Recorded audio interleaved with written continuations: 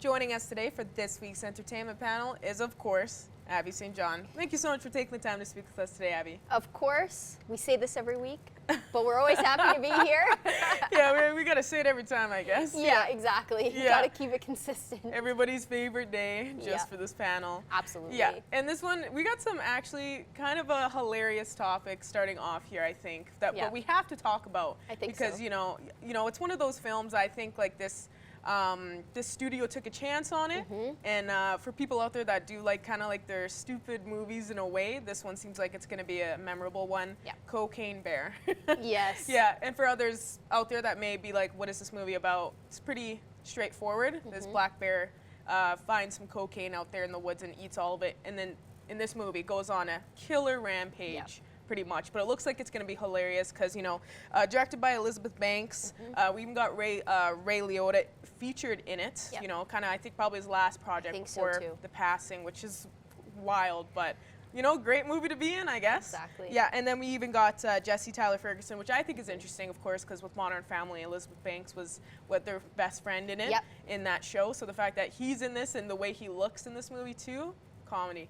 Yeah, I think it definitely is a big risk that they did take, like he said, because the concept is incredibly ridiculous.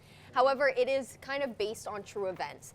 So back in the 80s or the 70s, a drug drop went wrong and dropped about 17 or 70 kilos of cocaine in the forest or in the woods, and a bear stumbles upon it.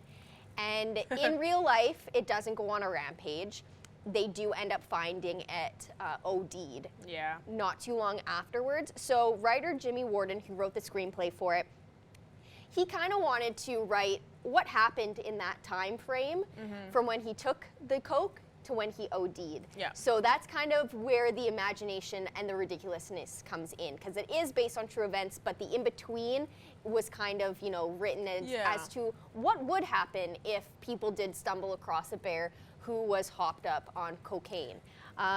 It looks really good. Yeah. It looks ridiculous, but it looks really good, and it's getting some pretty good responses. It has a 70% critic rating on Rotten Tomatoes, which I was shocked by how high the critic rating is, because on some movies like this, you don't get a huge critic rating. 80% audience rating. So audiences are really enjoying this movie and the dark comedic humor towards the storyline.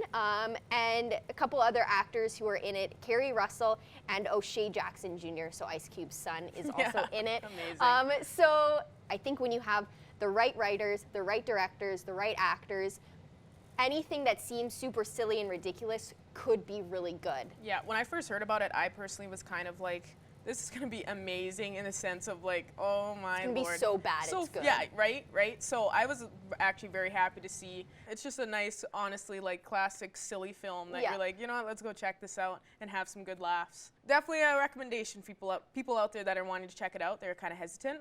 I think they should. Yep. Yeah, but I agree. Now something else that's this one's more of a sad topic, I'd say, for us, because we love Mindhunter. Yep.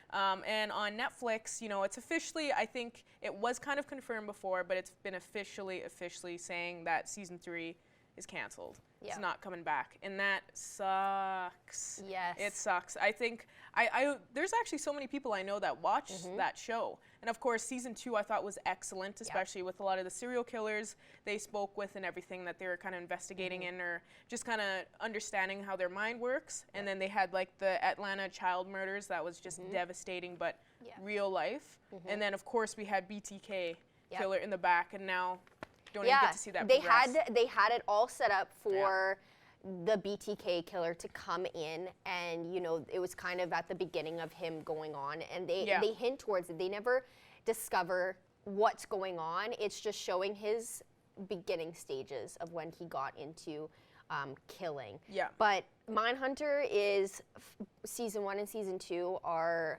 fantastic. It is a fantastic show, and for those who don't know what it's about 2 FBI agents who really are the pioneers on profiling within the FBI. They change kind of how the FBI looks at certain cases that don't have motive around it. And that's what all serial killers are. They don't have motive. they have a pattern, but they don't have motive to what they're doing. Yeah.